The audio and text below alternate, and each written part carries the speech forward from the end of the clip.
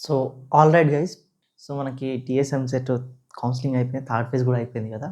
So, already final phase అయిపోయింది. అందరూ వెళ్ళిపోయారు. కాలేజ్ కూడా ఇచ్చారు. సో, ఇంటర్నల్ స్లైడింగ్ అంటే ఏందంటే, ఇంటర్నల్ స్లైడింగ్ ఏందంటే, మీరు అంటే అదే కాలేజీలోనే మీకు మీకు సపోజ్ మెకానికల్ వచ్చింది. మీకు సీఎస్ఈ పోవాలనుకోండి. అదే కాలేజ్‌లో సీఎస్ఈకి ఇంటర్నల్ స్లైడింగ్ అవ్వచ్చు. దీనికి ఇప్పుడు స్కాలర్‌షిప్ గూడా ఇస్తుర్రు. So, government. సో, దీనికి మొత్తం ఫుల్ డీటెయిల్స్ కావాలంటే నాకు ఒకసారి మెసేజ్ చేయండి. మన ఇన్‌స్టాగ్రామ్‌లో నేను పక్క రిప్లై ఇస్తాను. ఇంకోటేందంటే ఇంటర్నల్ స్లైడింగ్ డేట్స్ ఉన్నాయి.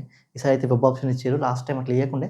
ఎప్పుడో జస్ట్ కాలేజ్‌లో పోయి చెప్పాల్సొస్తుండే లాస్ట్ టైము. ఈసారి వెబ్ ఆప్షన్ ఇచ్చిండు ఇంటర్నల్ స్లైడింగ్స్‌కి. సో, 21-22 ఒకటే రోజు ఉంది. 21, 22 అండ్ తర్వాత 24 మీకు అలాట్‌మెంట్ వస్తది.